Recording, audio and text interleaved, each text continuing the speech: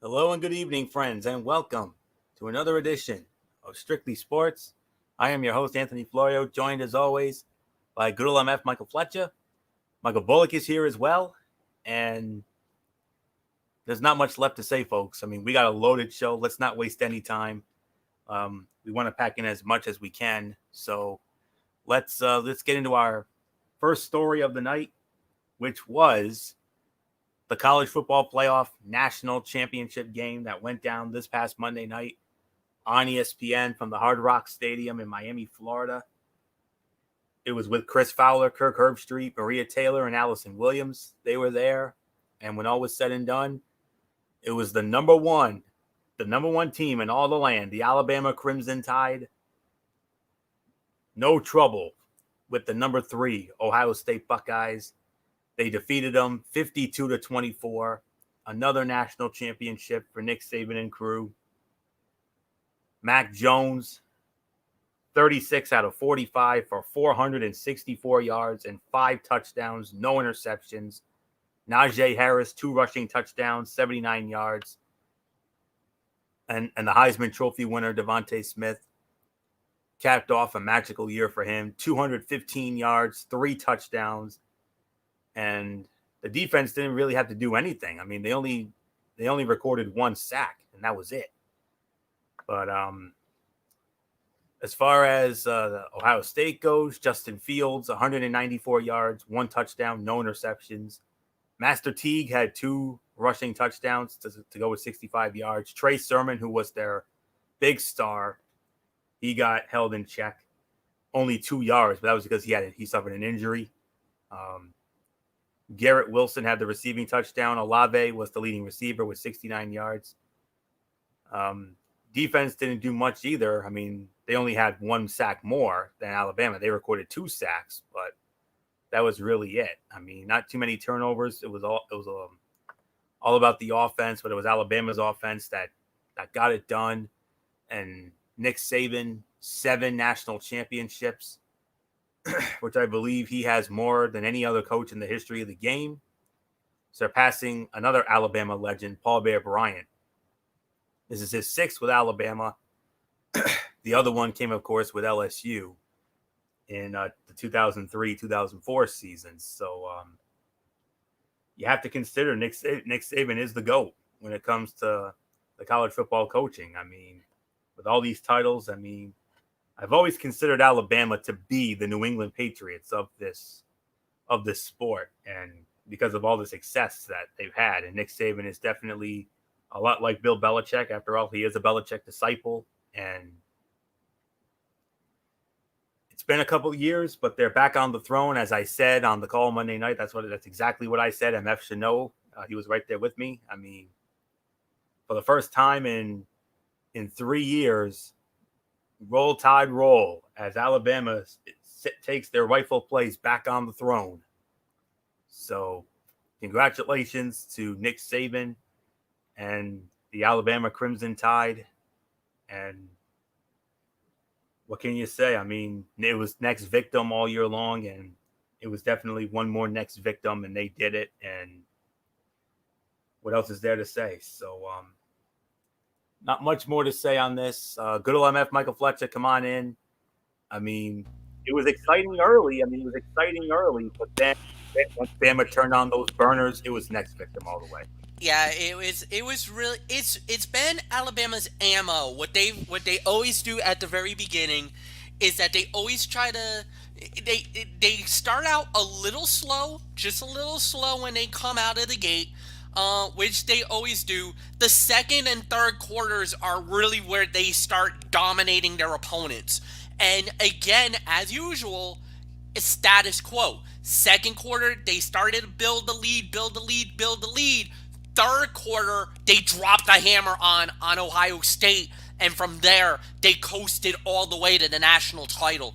At the end of the day, Nick Saban just did a masterful job. Obviously, the mere fact that a lot of people were talking about, well, they had all these games, they only played about 7 games going in. Ohio State just played good, but they just didn't have the answers. when you had Najee Harris going off, when you had Matt Jones going off, when you had Devontae Smith going off. And Devontae Smith only played a half, if you remember. He broke his hand during the game, and he was sidelined for the rest of the second half. But by then, he already had over 200 yards receiving and 3 touchdowns. So he dominated early on, proving why he was the Heisman Trophy winner in 2020.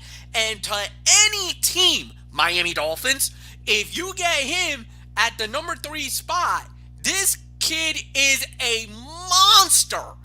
A monster. And that is going to be a huge pickup for any team that gets him. Now, I'm hearing maybe the New York Jets because of the fact that they might end up staying with Sam Darnold with their quarterback, and they might need a receiver. That could be a very possibility. Or they could get Sewell, the offensive tackle from Oregon. So we'll get into the draft when we get into April. But this was Alabama's day. They came out on a mission. They wanted it to prove to the nation that they are rightfully number 1. It didn't care about the pandemic. They went through a whole bunch of guys getting sick, including Nick Saban, getting into COVID. But at the end of the day, they were as good as advertised. It doesn't matter who they went up against. They would have mowed anybody down. This was a team of destiny, a team that just did not want to be shunned or anything else, and it did not matter. This year was their year, and they were out for blood. They felt embarrassed, they felt humiliated, they were heartbroken, they were denied the national championship a couple of years ago. Actually, the 2 years in a row. Went to the national title game, got whipped by Clemson. Made it to the Final Four, lost again in the semifinal. This time around, they were not messing around. They were out for blood, next victim mentality. They did not care who you were, what you were about. You got in their way, they were going to steamroll you. This was like the Patriot way, Anthony. You're absolutely right. This was like the year where they went all the way to Super Bowl 42. They went in thinking, we are going to destroy you, we are going to humiliate you, we are going to do whatever it took to beat you down, break your spirit, break your will. And they did it to every team. At the end, that's Alabama. You love them, you hate them, it doesn't matter. Bama is on top again, and we're going to have to deal with it. Jason Hissenbach is laughing in all of the faces to Derek Ferrera, especially Derek Ferrera's. He's laughing in his face, probably laughing at me, laughing at Bullock because of the Boston College thing, laughing at you, Florio, for the Notre Dame thing. So this was his ultimate revenge. They wanted it, they got it, it's theirs. Nobody's going to take it away from them. This was a team of destiny. They were out for blood, they were out for revenge, and they did it in spades. Congratulations to Alabama, the national champions, and it does not matter. I hear the debate about, because they won the national championships, does that mean that this is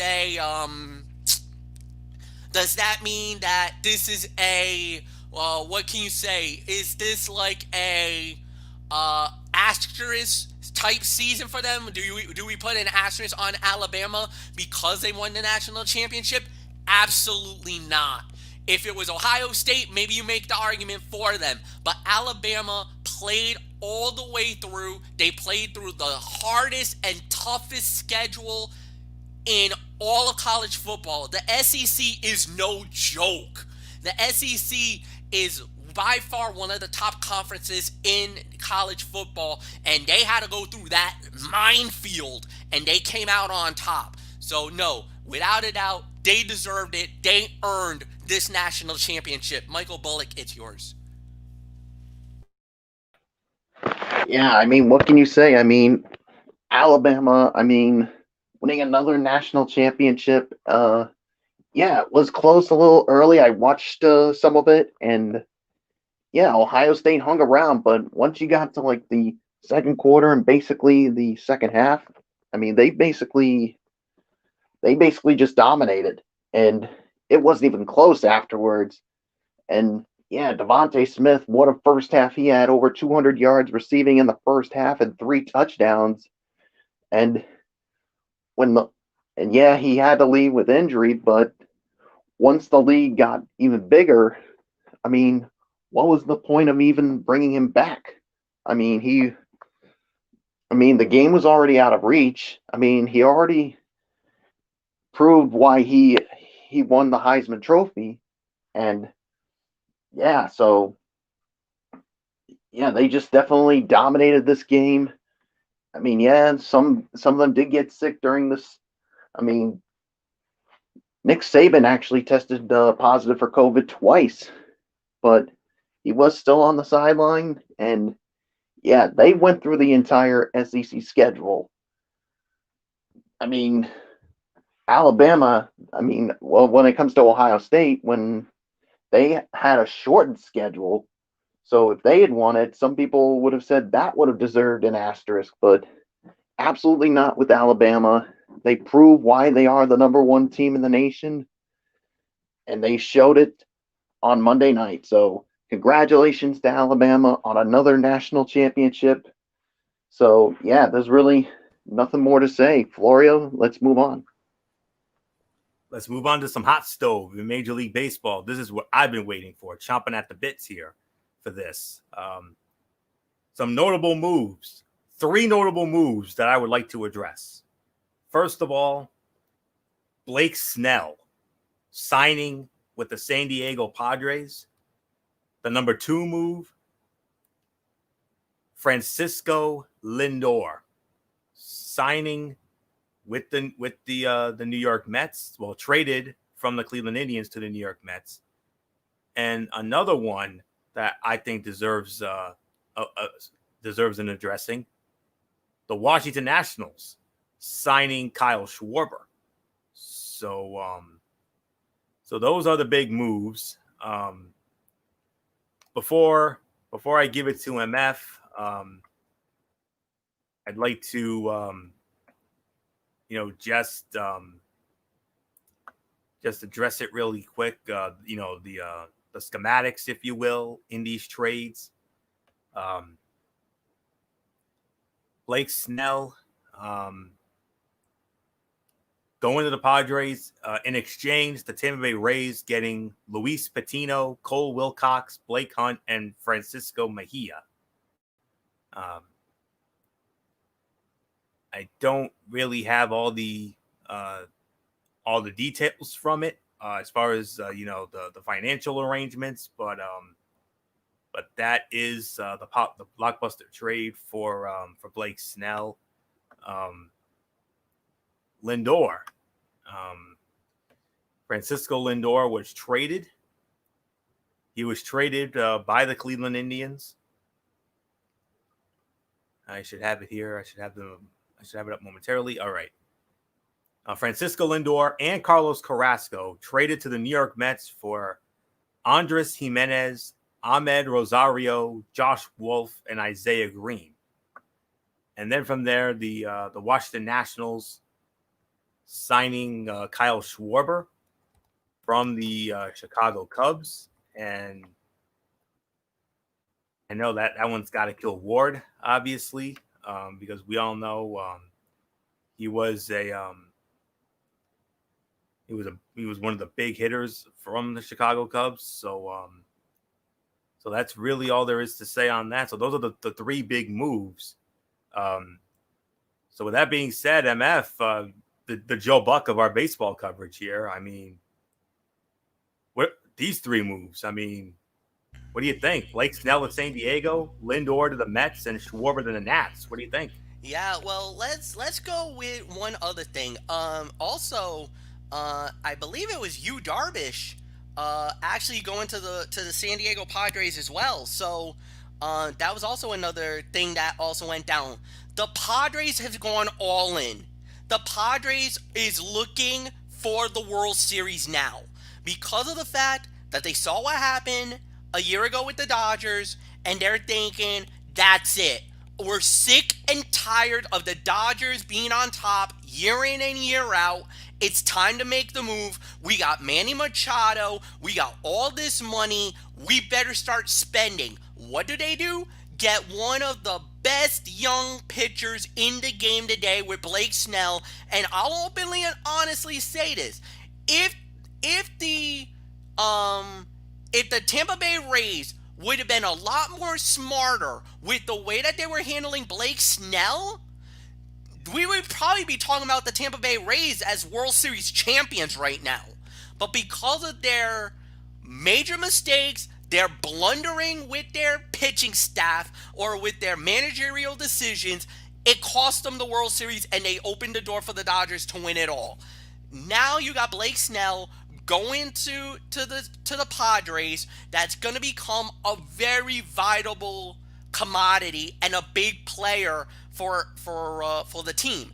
As far as what happened with Francisco Lindor, with him going to the New York Mets, it's a big move for the Mets. For many years, the Mets have been relatively, quote unquote, the doormat of the NL East, even though that position went to the Miami Marlins, except for last year. Last year, the Marlins had a breakout year. A lot of us was thinking, oh, they ain't going to do much. They're not going to do anything. And the Marlins were toe-to-toe with the Atlanta Braves all year for the NL East crown. So Miami is ahead of schedule on their rebuild. You know, we were all talking about, oh, they're a rebuilding team. They're not going to amount to much. And all of a sudden, the Marlins came out of nowhere, and they're like, oh, no, we're better than you guys think, and you better give us our respect. And they earned it last year. So we had that going on. We have this going on. So all of a sudden, the National League has become more wide open than ever before. Yes, the Dodgers are probably going to be the odds-on favorite. You're going to have Atlanta there as well. But the Padres and the Mets are saying, hello, we're now in the party. We're going for it all now, especially the Padres. The Padres are going all in, and they're going for it all. They're going for the World Series now. As far as the Washington Nationals getting Carl Schwarber, this was a move that a lot of people were expecting to happen for about a year or so. Obviously, what happened was Schwarber was going to get a lot of money out of the next deal, and once his contract runs out, because he's such a high-price player, and his money was going to be somewhere up around $100 million the next time out, that Chicago realizes we might not be able to keep him. We can't, even though we're a big market and everything else, we need to be very careful with the next guys. We got some guys coming up from the farm system that could easily fill his spot. Even though he's a big player, he'll give you 30 home runs, about 100 RBIs, no problem. Schwarber is one of those guys that is a plug-and-play guy every day. Being in any part of the field, he can do it. If you need him to be, if they decide to use the universal designated hitter again, it sounds like in the National League that's not going to happen this year. It sounds like they're going back to the traditional format, which is pitchers have to hit for themselves in the 9-hole for National League teams. So that's one element that they can't use anymore. If they would have done universal DH, then Schwarber could easily fit into that role as well, because he is a big bat in a lineup. If you need an RBI hit, he can provide it. If you need a home run, he can provide it. So for all these teams, this is great moves for all three because it elevates their stock a little bit, especially in the NL East. This makes this almost literally the group of death now, because Atlanta, you better keep your eyes now, because even though you're still the top team in the NL East, but now you got Francisco Lindor with the Mets, you got Kyle Schwarber with the Nationals. You know the Phillies are gonna try to rebuild themselves, and they still got Harper. So you got Bryce Harper, so you still got that. The Marlins came out of nowhere and had an incredible year. So the NL East is starting to tighten up a little bit. So if you're an Atlanta Brave fan, you probably did not like these moves. You did not like to see Francisco Lindor come into the Mets. You don't like seeing Kyle Schwarber come into the Nationals. So right now, the NL East is going to become must-watch TV next year, and they're going back to the 162. So you're going to see these guys about 19 times next year, each team. That's going to lead to some very, very, very interesting matchups, to say the very least. That NL East could come down to the final day on day 162 that could decide, or game 162 that could decide the NL East. That division just bunched up big time, and it's going to get real interesting. So, yeah, all the moves were incredible. For a lot of the teams, they elevate their stock to not only make the playoffs, but in the case of the San Diego Padres, that could be a move. Those moves there might be the missing links that they need to make a run at the World Series. Michael Bullock, it's yours. Yeah, what can we say? I mean, the Padres are definitely showing why they're going for it this year. I mean, with getting Blake Snell in that trade with the Tampa Bay Rays, and Yu Darvish from the Cubs, and it's all about the starting pitching. I mean, you saw the run the Padres made in the postseason, and yeah, I mean this definitely could help them give the Dodgers a run for their money, especially after seeing the Dodgers go on. I mean, being on top of the NL West for so many years. So, will they actually do it? Only time will tell. But yeah, and the Mets getting Francisco Lindor, I mean, that's a big name to add to them. But to me, with the Mets, I mean, they still got some work to do. I mean, I think they're maybe another good player or two away from possibly competing with the Atlanta Braves. And like you said, the Marlins came out of nowhere. I mean, their rebuilding is like ahead of schedule, and we saw them win their wild card series and making it to the division series. So I mean, that's going to be something to keep an eye on, especially since now we're going back to 162 for this coming season. And then, of course, the Nats with getting Kyle Schwarber. I mean, that's a big bat to have. But yeah, I mean, if they still were going with the universal DH, which doesn't look like they're going to be doing for this season, he would fit right into that DH spot. But you could put him in the outfield. So we'll have to wait and see how it all goes. So I like some of these moves. So, and we still got a little bit of ways to go in this off season before spring training starts in about a month from now. So if you could believe that. So there's really nothing more to say. Florio, it's yours. Before I get into my thoughts, gentlemen, I have some breaking news from the NFL. The New York Jets have a new head coach, and his name is Robert Saleh, the defensive coordinator of the San Francisco 49ers. He is going to be the new head coach of the New York Jets. We'll get into that on next week's show. Because, this just came out a little while ago. So as soon as we have all the details, we'll get into that next week. But the New York Jets have hired 49ers defensive coordinator Robert Saleh to be their new head coach in place of Adam Gase. So that's a big hire right there. So, but anyways, getting back to this, for as far as the Yu Darvish trade goes, it wasn't just him who came to San Diego. They also got a catcher in Victor Caratini. The Cubs got Zach Davies. Reginald Preciado, the Padres' number 11 prospect per MLB Pipeline, Owen Casey, Ismael Mina, and Yason Santana. And that move came on the heels of the Padres' trade for Blake Snell. And their general manager said that we had a lot of things up in the air at the same time. Every deal is a little different, but in this case, it lined up where we were able to do one deal after the other. Snell and Darvish join a fearsome rotation that already features an ace-caliber right-hander in Dinelson Lamet. And this is the five-man rotation. Think about this. Yu Darvish, Blake Snell, Lamet, Chris Paddock, and Adrian Morejon. Of course, that doesn't include high-end pitching prospects Mackenzie Gore and Ryan Weathers. And it's worth noting that right-hander Mike Clevenger should return from Tommy John surgery for the 2022 season.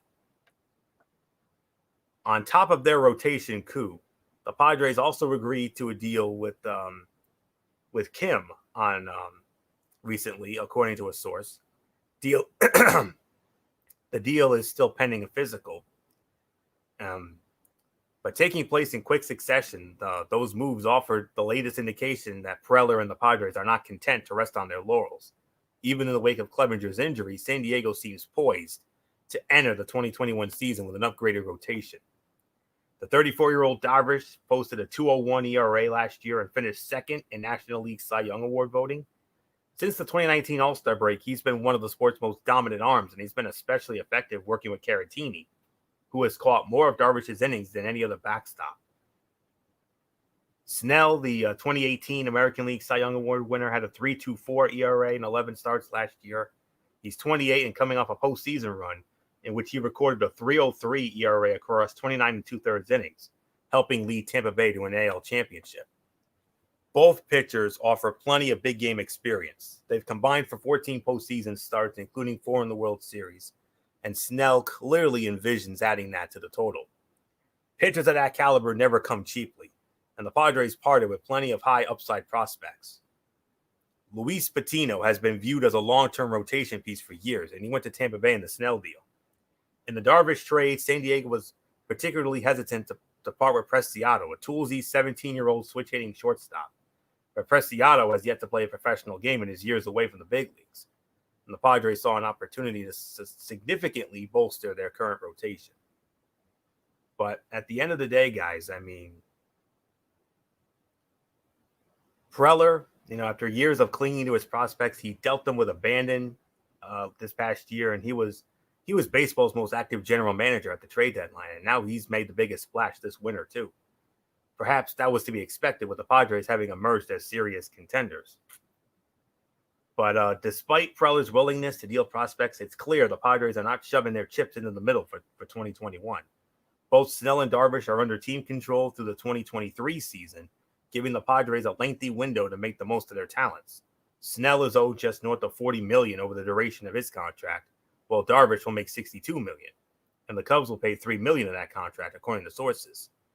For an upstart Padre team intent on reeling in the LA Dodgers in the NL West, adding 2 certifiable aces plus a versatile infielder should go a long way. Absolutely. Now, as far as Lindor is concerned, I mean, you definitely just made the Mets a lot more interesting. I'll tell you that right now. You also throw Carrasco in there too. I mean, goodness. I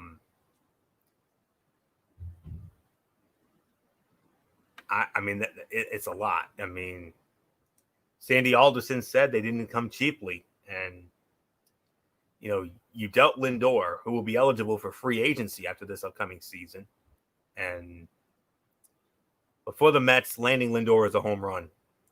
I mean, what else is there to say? And another major move by Stephen Cohen, who bought the team on November 6th from the Wilpon and Katz families and has pledged to increase spending.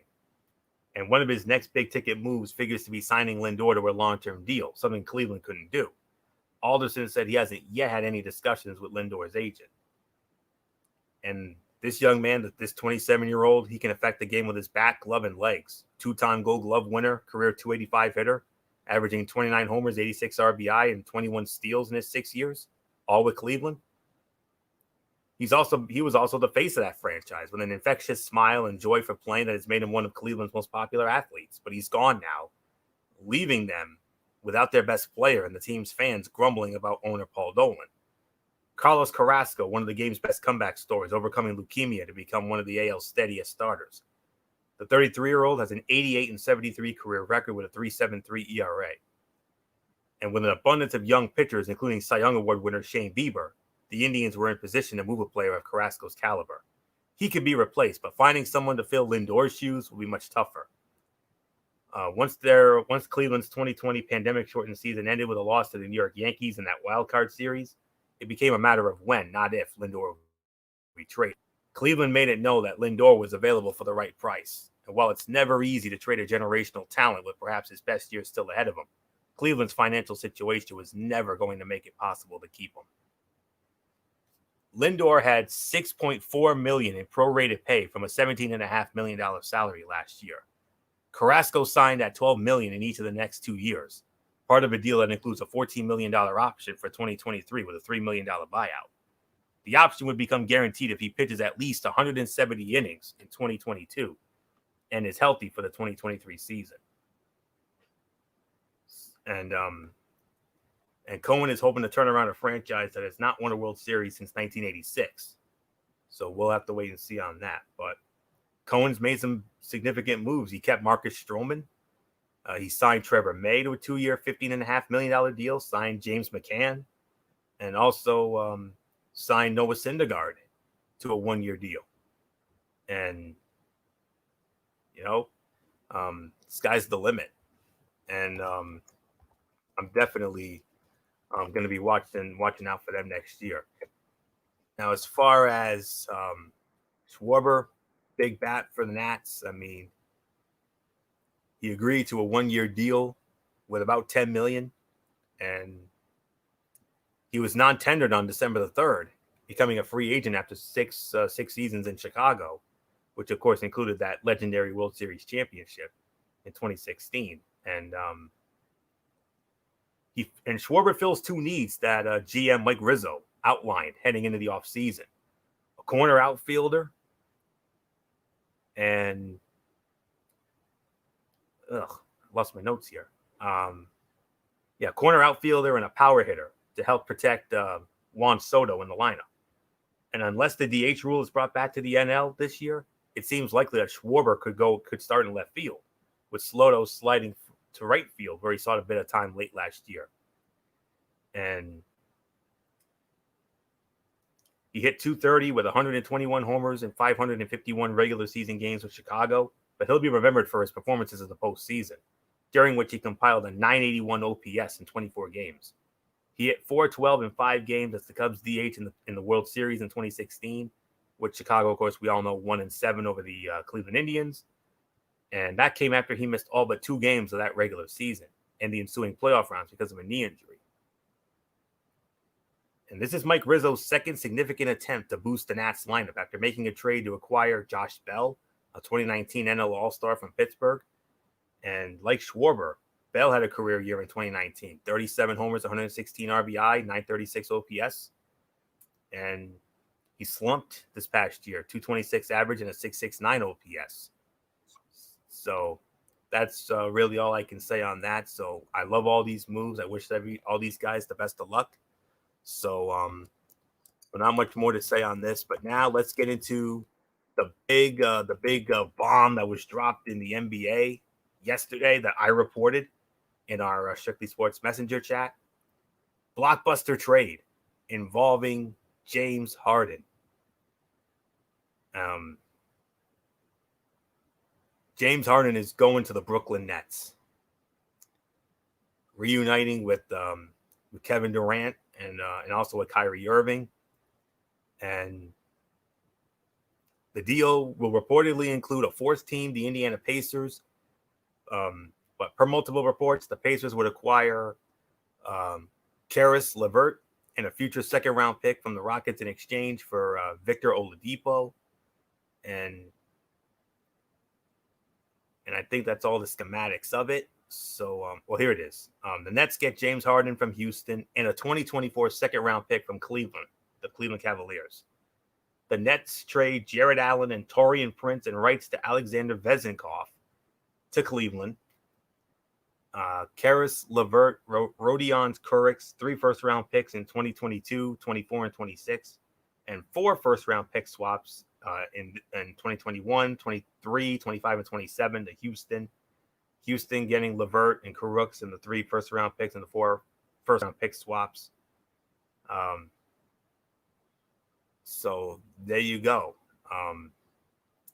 But the bottom line in all this, guys, is James Harden is going to the Brooklyn Nets. And Michael Bullock, I mean, does this make Brooklyn, one of the teams to beat in the East now that you got Harden with Kyrie Irving and Kevin Durant? You would have to think so. I mean, it's got to make them one of the favorites in the East with the now that you add James Harden along with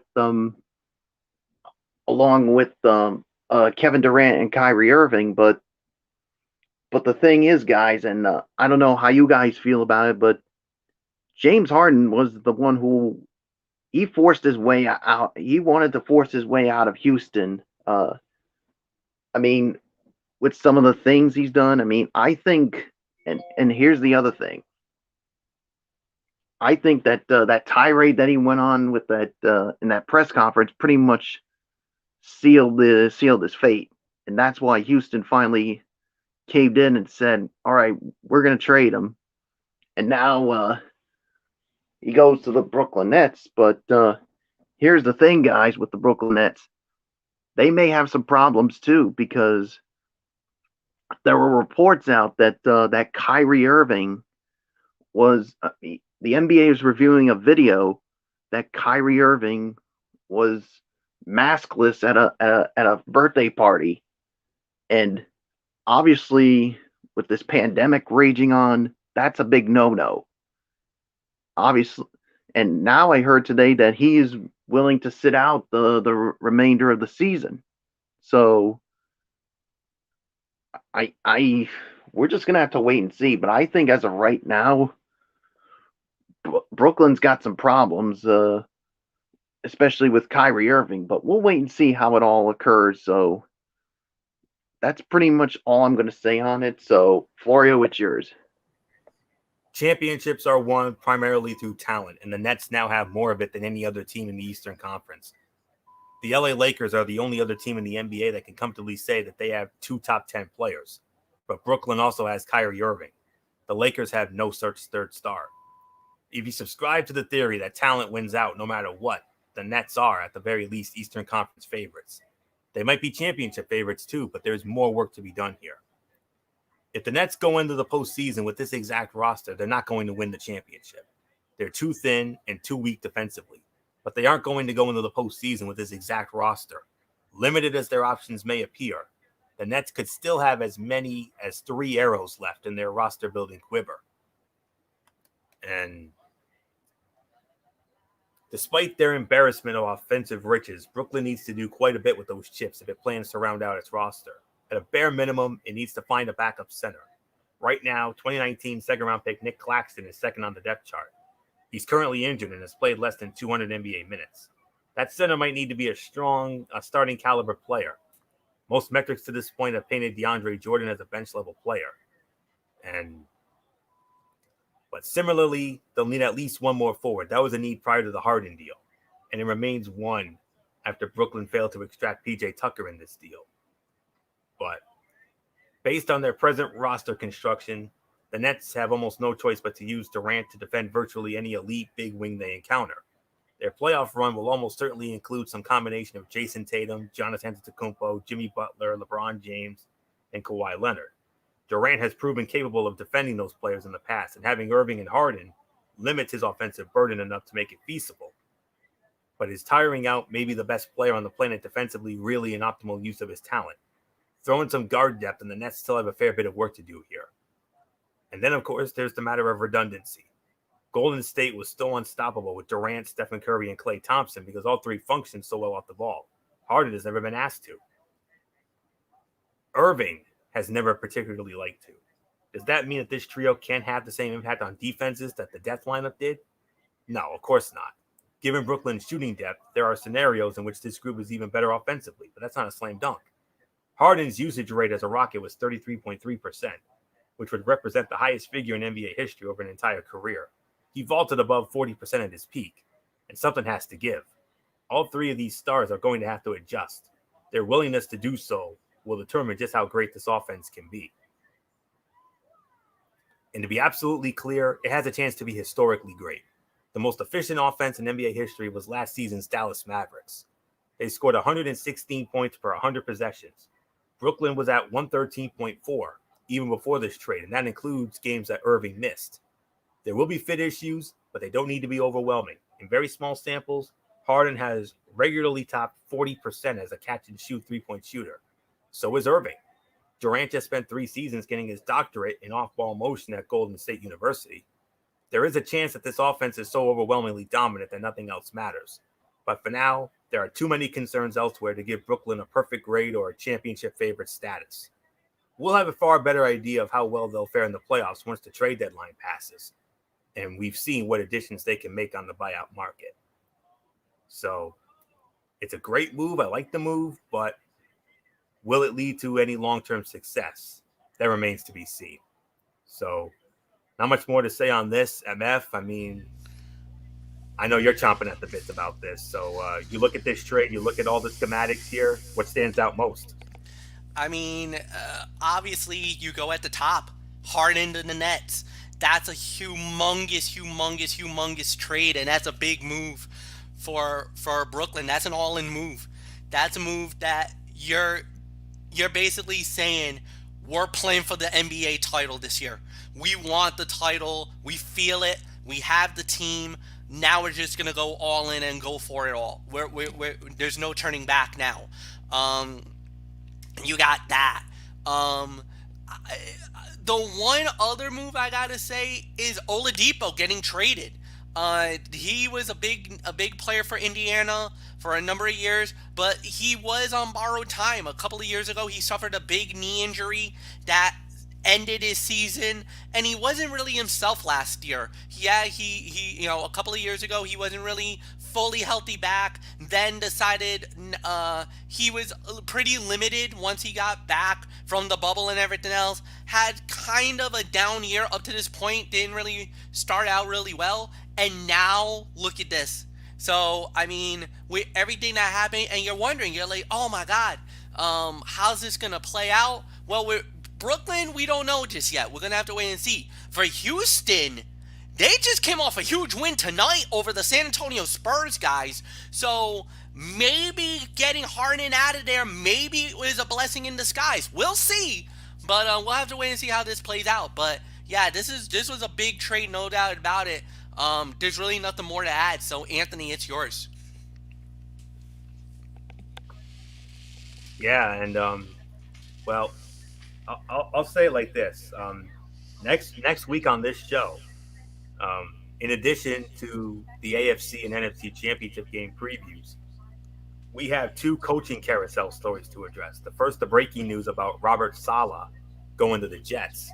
But the other big story, Urban Meyer is going to the Jacksonville Jaguars. Yes. So, and I know, MF, I know over the years you've had very harsh words regarding Urban Meyer, but, I know he's not one of your favorites, but, we'll have to wait and see. So we'll get into that next week because we need some things to get into for next week's show. So we'll definitely get into those couple of things next week, as well as the conference championships and whatever else we stumble upon. But right now, let's get into our double main event of this evening. The first half of that double main event, the 2020-21 NHL season preview. Yes, we've been waiting for this. It's gonna be a little different this time around. It started last night, 56 game season. Playoffs.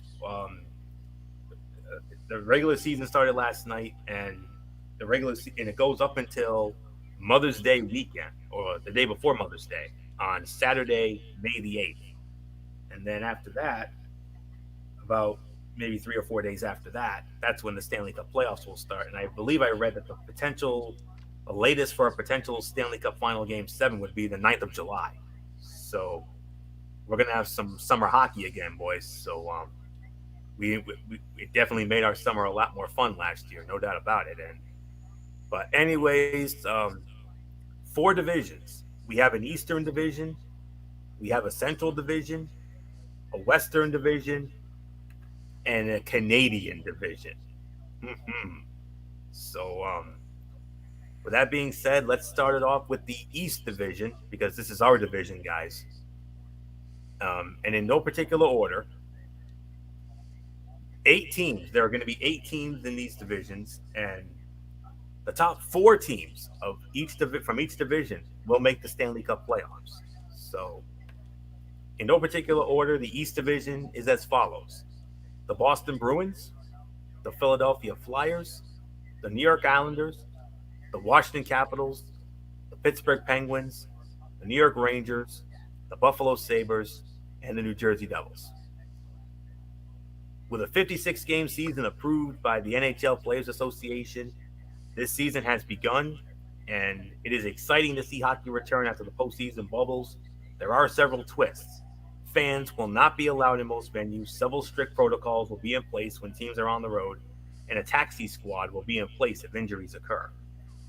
The most notable difference will be who will be the teams that play. And of course, in order to limit travel, NHL teams will be arranged geographically into 4 divisions: East, Central, West, and the North, rather. The North division is that Canadian division. East, Central, and West will have 8 teams each, but the North will contain the 7 Canadian teams. The East division is going to be quite the battle. With this idea, the league will play 8 games between each opponent in the States and at most 10 games between Canadian opponents, with many of the games falling on consecutive game sets. With the new divisions in line, the question remains as to how teams will fare in the new climate. Some teams will benefit and others will struggle from these changes. But how will the divisions look? With this question in mind, let's get right down to the action. And what I'm going to do, it's like what we always do. We'll only go into detail for the team that we think will win the division, and we'll also share who we think will be the playoff teams. So when it comes to the East Division, I go with the Boston Bruins. I mean, earning the title of Eastern Division champs this year is none other than the Boston Bruins. After falling 1 game short of the Stanley Cup the year before, Boston rolled through the regular season. David Pastrnak emerged as an elite goal scorer. Tuukka Rask and Yaroslav Halak played rock solid between the pipes, and the Bruins had one of the most well-rounded rosters in hockey. However, after the coronavirus hit, the Bruins lost their footing. Several players had to quarantine or had injury problems, so the team could never get to full speed. And this led to the Bruins falling all the way to the bottom of the round-robin standings as the 4th seed, despite being the President's Trophy winner. They defeated the Carolina Hurricanes convincingly in the first round, but the Tampa Bay Lightning knocked them out in 5 in round 2. While most of the talent remains, there are several differences. Torrey Krug leaving for St. Louis is a notable enough change in itself. It's the end of an era in Beantown. Zdeno Chara, the team's captain, played his final game as a Bruin, as the 43-year-old signed a 1-year deal with the Washington Capitals. They were able to bolster the middle 6 with the signing of Craig Smith, but the team will need to see someone step up to replace both Chara's leadership and Krug's production on defense. As a result, this team still looks very good on paper, and is my pick to take this Eastern Division in 2021. But the team will need to see younger pieces take initiative moving forward. So I got the Bruins winning the division, and my other 3 playoff teams, the Philadelphia Flyers, the New York Islanders, and the Washington Capitals. I got the Pittsburgh Penguins finishing 5th. I got the New York Rangers finishing 6th. I know, but then again, after what putrid effort they put forth tonight, I'm not changing my mind on that one. I got the Buffalo Sabres finishing 7th, and I got the New Jersey Devils finishing last. So that's my outlook for the Eastern Division. So nothing much more to say. I mean, our team tonight, hoofa. Oh my God, that was so hard to watch. Yeah, I don't even want to talk about that game.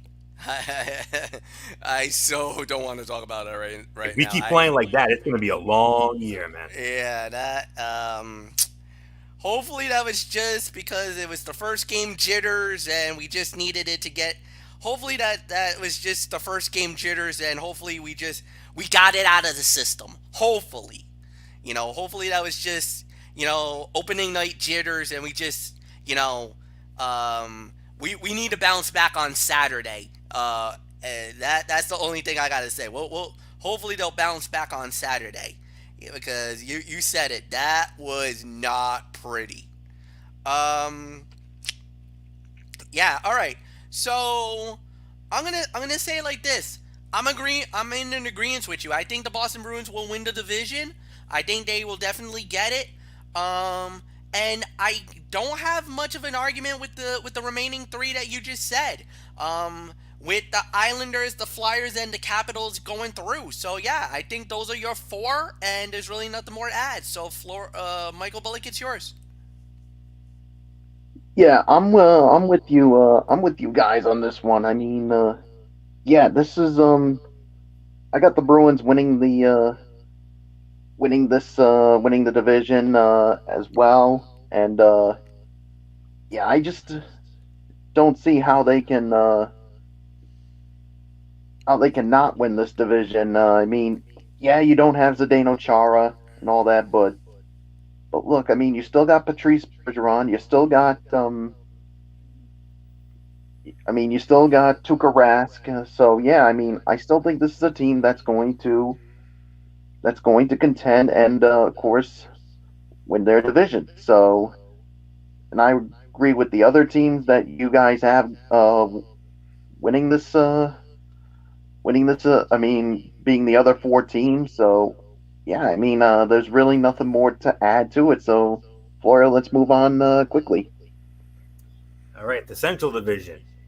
And the Central Division, in no particular order, your reigning, defending Stanley Cup champion Tampa Bay Lightning, the Carolina Hurricanes, the Dallas Stars, the Nashville Predators, the Columbus Blue Jackets, the Florida Panthers, the Detroit Red Wings, and the Chicago Blackhawks.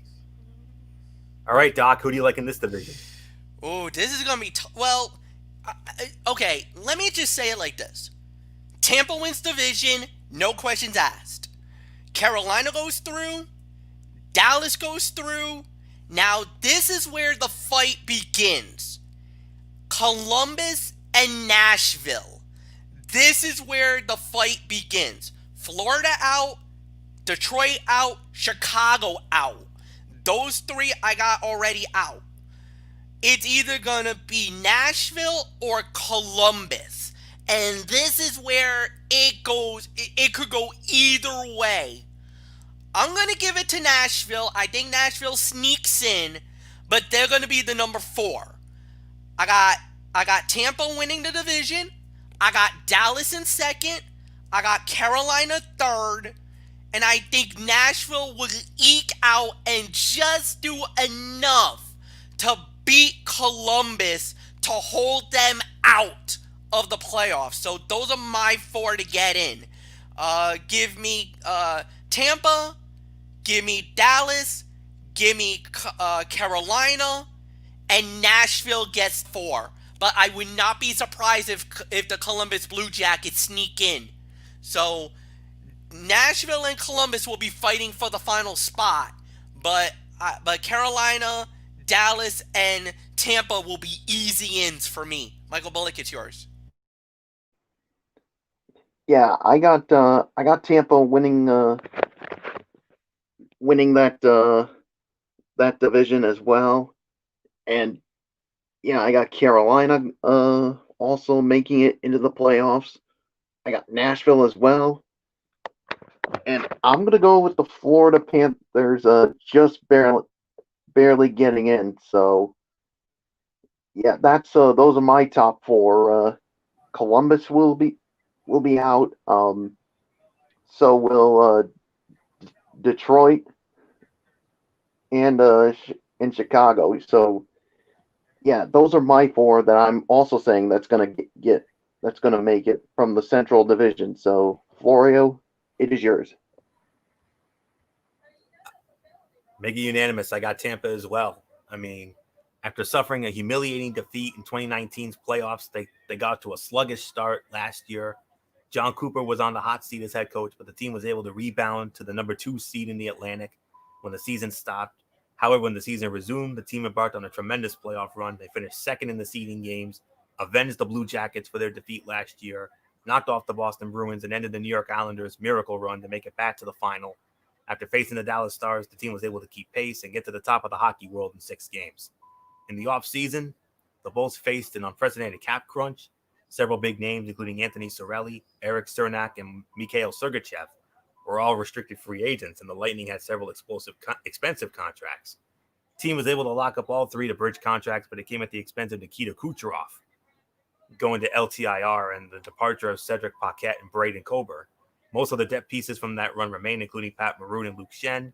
Most of the team from the run still remain, and even with the loss of Kucherov, the lineup is deep enough where it won't hurt them that much. As a result, Tampa remains a dynamo and should finish near the top of the standings and alone at the top of the Central Division. I have Tampa Bay winning the division.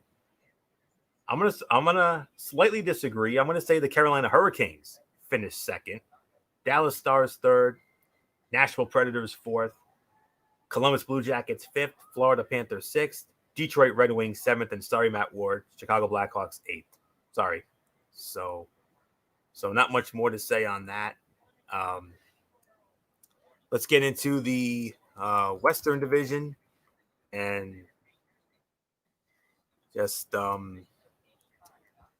me one moment here as I get my notes here for this division. And I believe Michael Bullock will be starting off on it. So in no particular order, your 8 teams from this division: the Colorado Avalanche, the Vegas Golden Knights, the St. Louis Blues, the Minnesota Wild, the Arizona Coyotes, the San Jose Sharks, the Los Angeles Kings, and the Anaheim Ducks.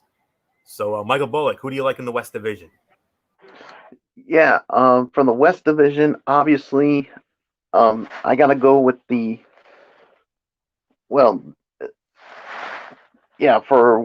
this is how I'm going to do it. I'm going to go with the 4 that I think will get in from the West. I'm going to go with the Vegas Golden Knights, and then I got the St. Louis Blues in there.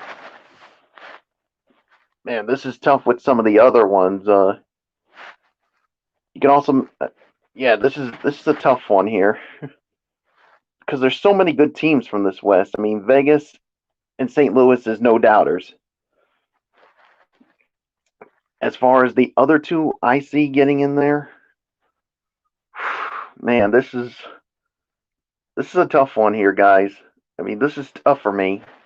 So, yeah, ooh. Yeah, so Florio, why don't you take it? I mean, I still got to decide who's going to be in there for the other one. So, Florio, I give it to you. No problem, Bullock. I got you covered here. I got the Colorado Avalanche winning this division. Several years of fringe playoff contention, the team made major strides to become a true contender last season. The line of Rantanen, McKinnon, and Landeskog did its thing, but the team was arguably the deepest in hockey. Nazem Kadri did wonders for the center depth, and Andrei Burakovsky added scoring to the top 6 as well. The defense was also strong, with Cale Makar enjoying a phenomenal rookie year with Sam Girard and Ryan Graves around him. In the playoffs, the team still finished number 2 in the seeding games and dominated Arizona in 5 games. However, the team was not at 100% against Dallas, missing their goaltenders and Landeskog, among others. As a result, the team could not beat the Dallas Stars and lost in a 7-game thriller. In the offseason, the team was able to get even better than it already was before. The team acquired Brandon Saad and Devin Tays in deals with the Chicago Blackhawks and New York Islanders, respectively, to bolster the forward and defensive core. Another rookie in Bowen Byram may also be ready to take the next step as a rookie defenseman as well. And as a result, Colorado still remains stacked as one of the best teams in hockey, and they're my pick to win the West Division. So I got Colorado finishing 1. I got Vegas finishing 2. St. Louis finishing 3.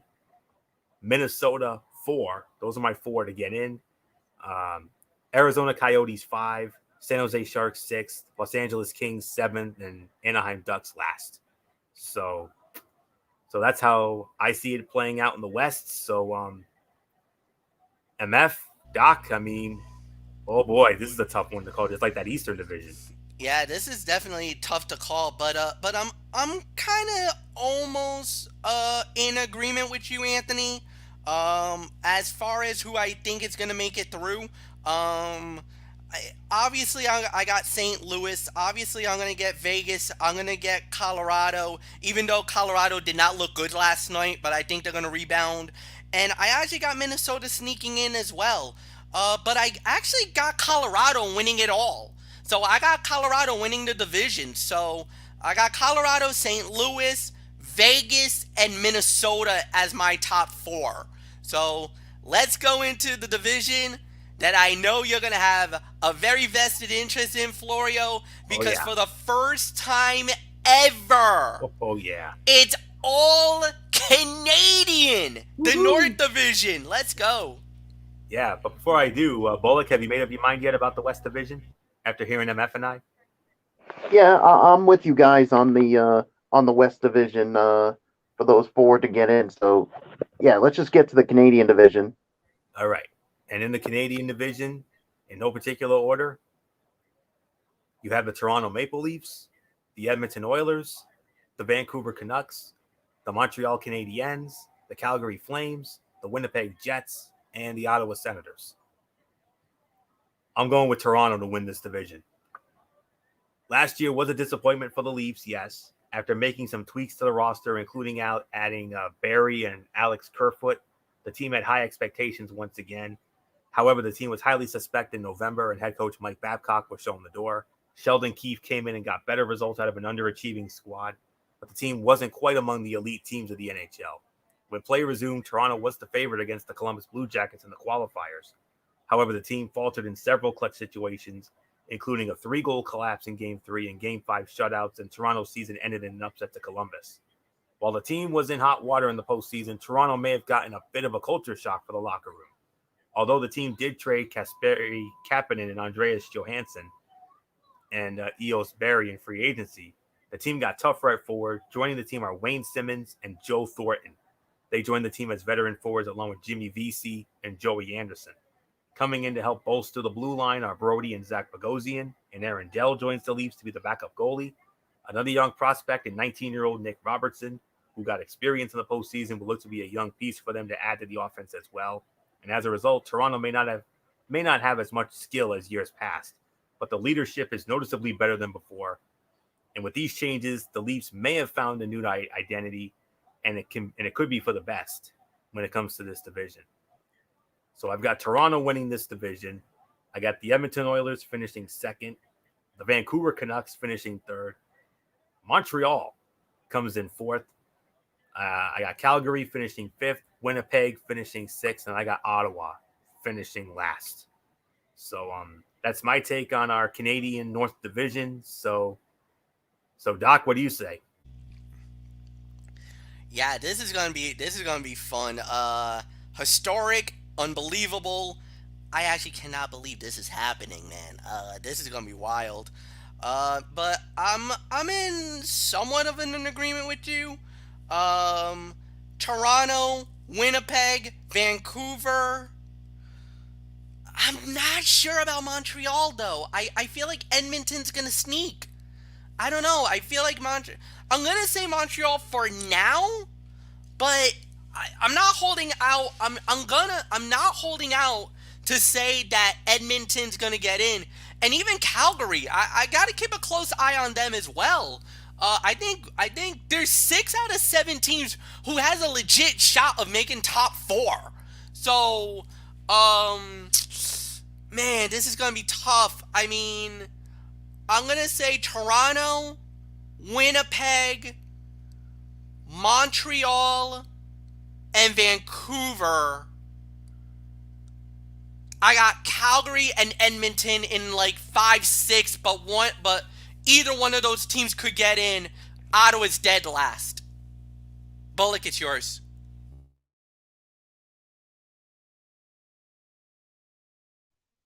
Yeah, I'm with you. Florio, and Fletch on this one. I mean, when it comes to the Canadian division, I got Toronto winning the division.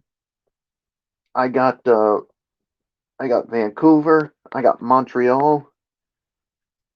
Yeah, well, basically, I'm just in agreement with you, Florio, on your top four for the Canadian division. But yeah, this is definitely historic. I mean, an all Canadian team, and I cannot wait to see how this goes. So that's pretty much all I'm gonna say.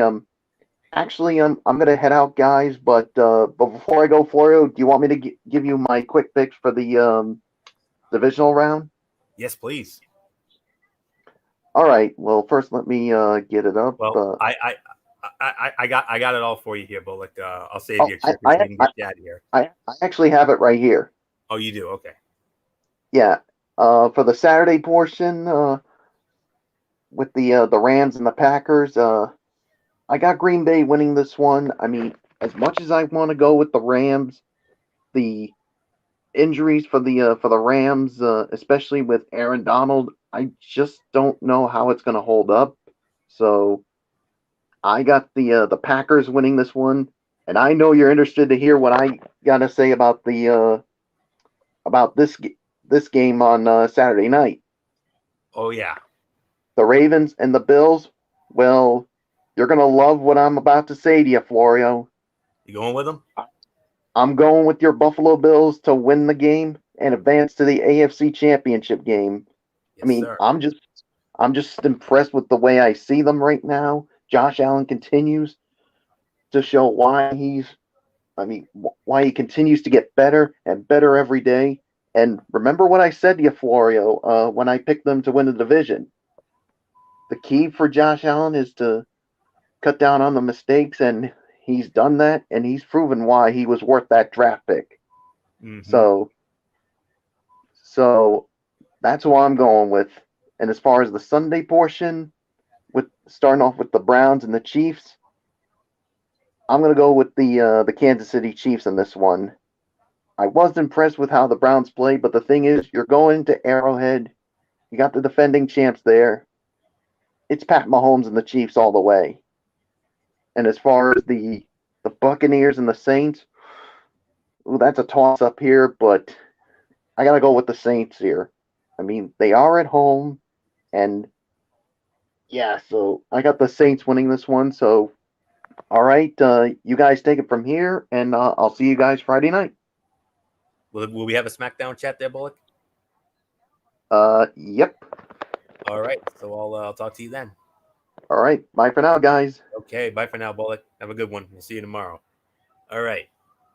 Yes, Bullock alluded to it. The other half of our double main event and the main event of the night on this loaded edition of Strictly Sports. I've been waiting for this. Here we go. The NFL divisional playoffs. And then there were 8. What else is there to say? Then there were 8. After a wild opening weekend of action in the NFL playoffs, the field has been narrowed to 8 teams. 2 squads who earned first-round byes, the Kansas City Chiefs and the Green Bay Packers, seemingly have tremendous matchups in the NFL divisional playoffs. However, some of the teams that advanced through the wild card round are on major hot streaks. That includes the Baltimore Ravens and Buffalo Bills doing battle in Western New York. Meanwhile, the Cleveland Browns earned their first win in the NFL playoffs since 1994. They'll look to pull off a major upset against the defending champion Chiefs. Over in the NFC, 2 of the all-time greats, in that of Drew Brees and Tom Brady, could very well be going up against one another for the final time in their future Hall of Fame careers.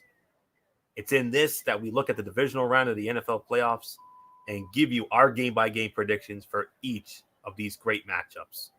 So let's start it off. We'll start it off with the number 6 seed, the Los Angeles Rams in the NFC. Number 6 seed, Los Angeles Rams squaring off against the number 1 seed, the Green Bay Packers from the frozen tundra of Lambeau Field. 4:35 kickoff on Fox. Kevin Burkhardt, Daryl Moose Johnston, Pam Oliver, and Christina Pink working this game. Green Bay opening up as a 6.5-point favorite. They have met twice in postseason before. In 1967, these two teams played for the they played for the conference, the NFL Conference Championship. And the Green Bay Packers won that game 28-7 in Milwaukee.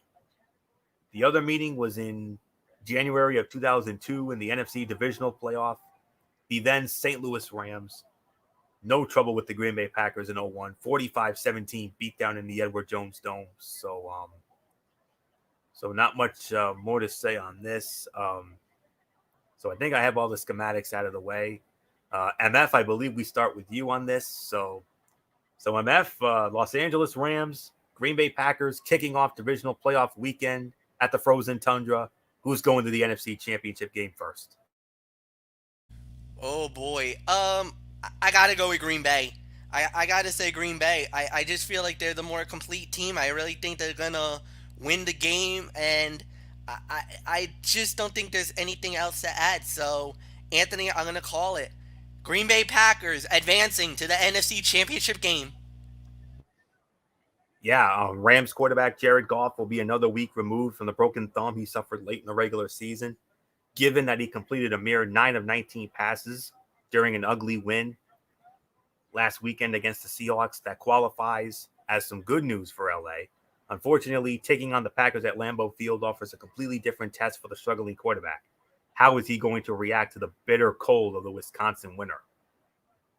What we do know is that Cam Akers went off against Seattle to the tune of 131 yards on the ground and another 45 through the air.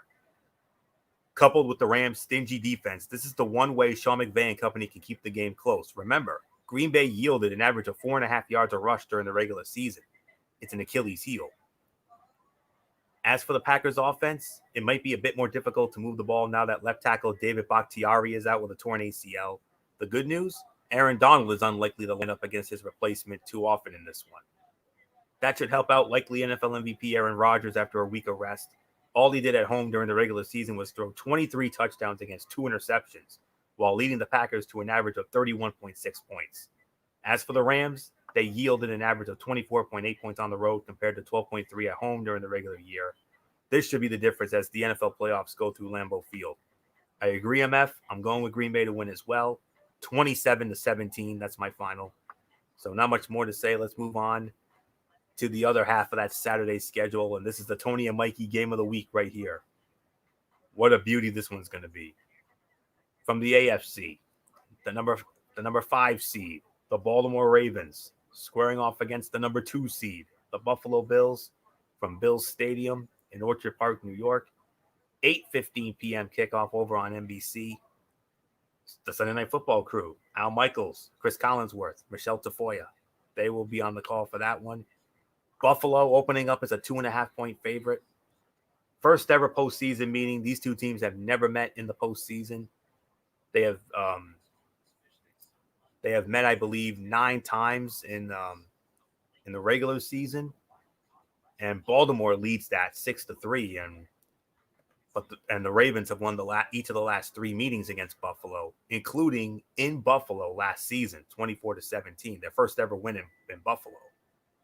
So those are the schematics for that.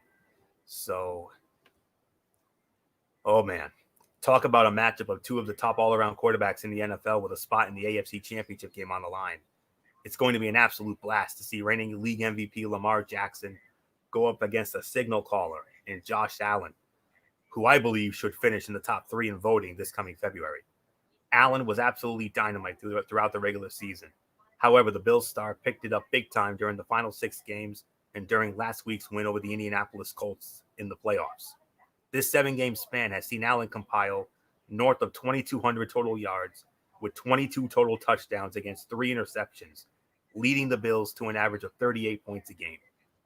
As for Jackson, he's been on a tear since returning from a scary bout with COVID-19 back in Week 13. The quarterback has Baltimore in the midst of a 6-game winning streak of its own. The Ravens are averaging 33.8 points a game during that span. This game pretty much comes down to one major factor. Allen is more of a threat in the passing game. Sure, Jackson will make a major impact on the ground, but Allen is not chopped liver in this regard. After all, he did put up 428 yards and 8 touchdowns on the ground during the regular season. That should be able to keep elite edge rushers Yannick Ngakoue and Matt Judon at bay for the most part, leading to another big day from NFL regular season receiving leader Stephon Diggs. Am I overly confident about this? No. I'm very nervous about this. This Raven team could easily steal this one. But considering that Buffalo has been, the darling of the league right now, and rightfully so, and considering that we're expected to have some sort of inclement weather in Buffalo on Saturday night. I've heard snow, maybe some rain, possibly. That doesn't bode well for the Ravens. You remember this season, a game in New England, a Sunday night game in Foxborough. Cold, rainy, windy. And what happened? They lost. So what does that tell you? They don't do all that well in inclement weather. And if that inclement weather holds up, which as of right now, the forecast is calling for snow for this game from start to finish. It's going to be snowing a lot. It's going to be, according to my weather forecast, it's going to be a rainy, snowy mix late Friday night into early Saturday morning. But then right around 1 o'clock Saturday morning, snow showers to few snow showers. And then from 8 o'clock on, it says snow. Advantage Buffalo. It has to be. So, and you know me. I believe in this team. I'm a believer. I think if they keep doing what they're doing, this could be a team of destiny right here. They've won the hearts of the league and all the fans around the world. And what else is there to say? I do not want this to end. This is the closest they've been in so long, since the glory days. So it will not be easy. It's going to be a lot tougher than last week. I'll guarantee that. But at the end of the day, I believe I'm going with my team to win it. I think they'll pull it out. They'll leak it out. 31-27, Buffalo survives a legitimate threat from the Baltimore Ravens. So not much more to say. MF, we got a snowy night coming up. And you remember the last time we had a game like this, about almost 20 years ago in Foxborough? I think you remember that one. Wasn't that?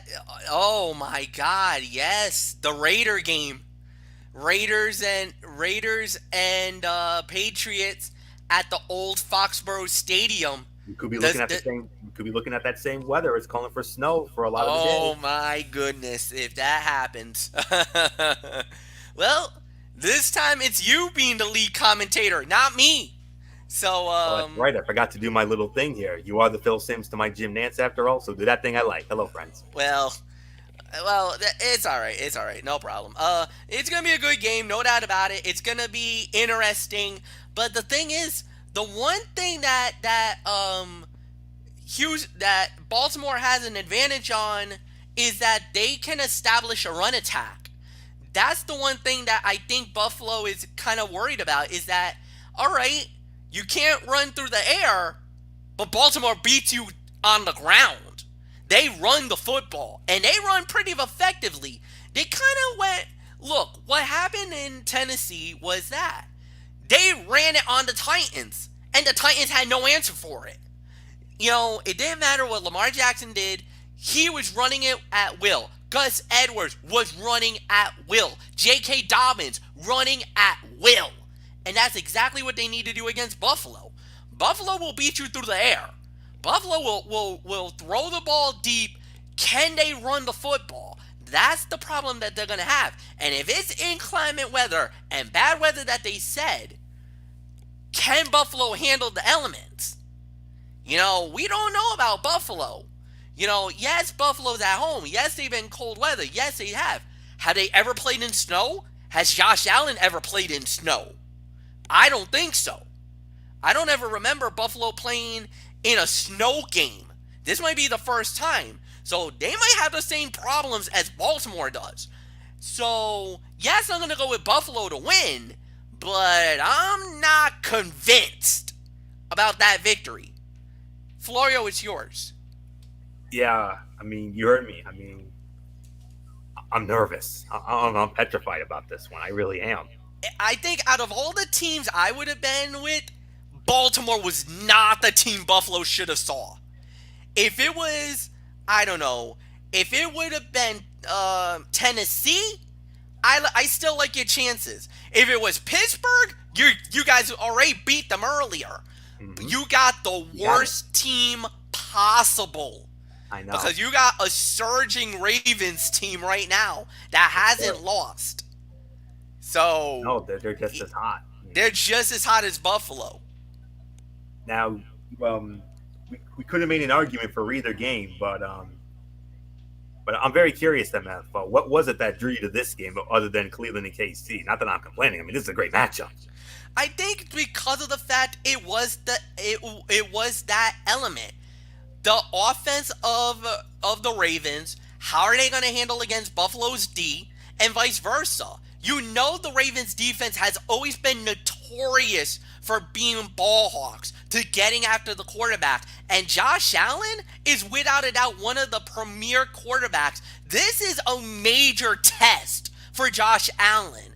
You know, you've heard the critics, you've heard people saying, oh, he's good, but he's not great.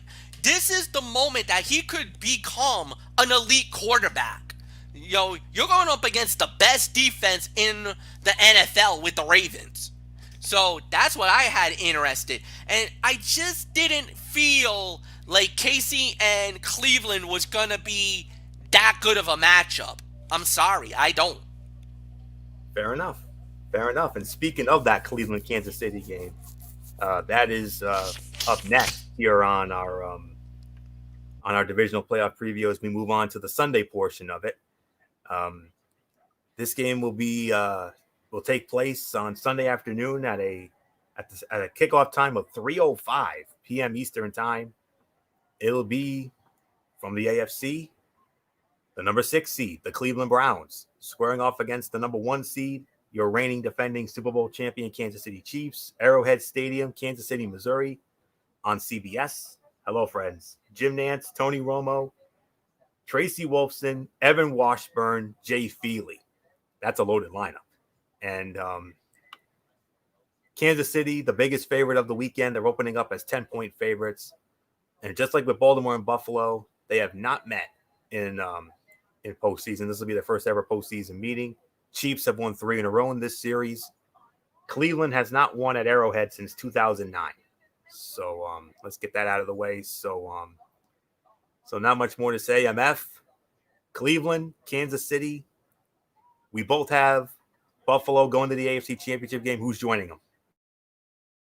Kansas City. There's no ifs, ands, or buts about it. It's Kansas City.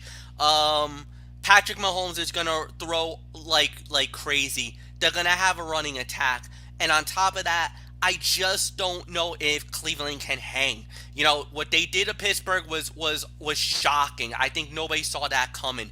I just don't see them pulling that 2 weeks in a row, and especially against Kansas City and KC. Sorry, guys. Nope, not gonna happen. Kansas City wins. They advance. Florio, go. I'm just going to go make a quick run in the men's room. I'll be back. All right. So what seems to be perhaps the most lopsided matchup in this round of the NFL playoffs might not play out like that at all.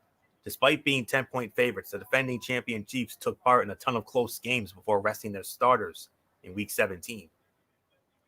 In fact, Kansas City's final 7 games ahead of that finale, all wins, saw a total point differential of 27 points. That's some insane stuff right there. As for the Browns, they are riding high after earning their first road playoff win since 1969 and first win in the NFL playoffs since 1994. It came against the Pittsburgh Steelers last Sunday. In stunning fashion, Baker Mayfield and company opened a 28-0 first quarter lead. Those 28 points represented the most scored by a team in the first quarter in the history of the NFL playoffs. Yes, things are changing big time in Cleveland right now. Unfortunately, that's not going to be enough to keep pace with the high-powered Chiefs.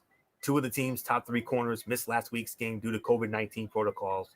Even with Denzel Ward likely to return for Sunday, It's hard to imagine a Browns defense that yielded 26 points a game during the regular year, limiting Patrick Mahomes and the Chiefs enough for Mayfield to pull off a huge upset. With all of that said, this should still be a very competitive and high-scoring game. I got Kansas City winning as well. Closer than you think. I'm going to say 38-30. Kansas City beats Cleveland. The main event of NFL divisional playoff weekend, and rightfully so. Sunday night at 6:40 p.m. Eastern Time on Fox. From the NFC, the number 5 seed, the Tampa Bay Buccaneers, squaring off against the number 2 seed, the New Orleans Saints, from the Mercedes-Benz Superdome in New Orleans, Louisiana. Joe Buck, Troy Aikman, Aaron Andrews, Tom Rinaldi, they will be there. And just like with the 2 AFC divisional playoff games, first ever postseason meeting between these 2 divisional rivals. And New Orleans opening up as a 3-point favorite. So here we go. The Bucks' last win in New Orleans was week 1 of 2018, that wild 48-40 game. So just get that out of the way. So Tom Brady versus Drew Brees, part 3. A game that could potentially signify the end of Drew Brees' Hall of Fame career against a quarterback that has one-upped him from a title perspective as their careers cross paths for the 2 decades. Heck, a real possibility exists that Brady himself retires should he earn a 7th career Super Bowl title. The backdrop here is struggles on Brady's part against the Saints during a regular season sweep at the hands of the Buccaneers division rivals. Tampa Bay was outscored 72-26 in those 2 games. Brady himself threw 2 touchdowns against 5 interceptions in those starts, while tallying 38 scores and 7 picks in his 14 other regular season games. It's going to be very interesting to see how this game plays out with so much on the line. I am inclined to go with Tampa Bay given their recent hot streak, which includes a 5-game winning streak that has seen the team average 35.8 points a game. And despite the Saints' status as a top-end defense, it's going to be hard for them to slow down Tampa's offensive machine in this one. But I just have this feeling about New Orleans. I mean, New Orleans, they had Tampa's number in the regular season. And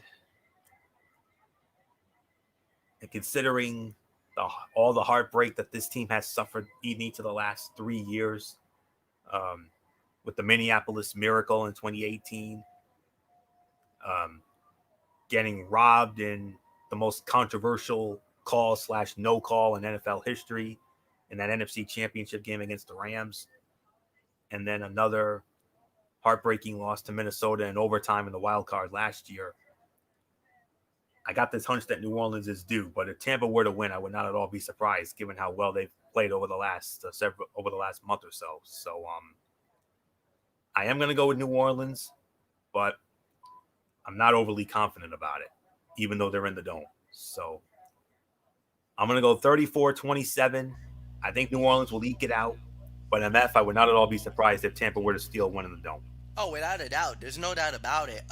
Tampa is definitely a dangerous team. You definitely gotta keep a very watchful eye on them.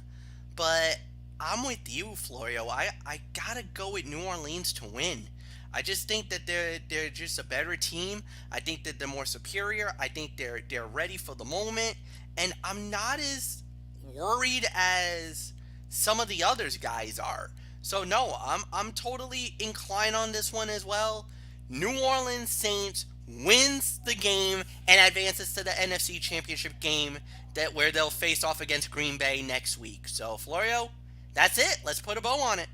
All right. So that will put the bow on this loaded edition of Strictly Sports. We want to thank you all so very much for tuning in.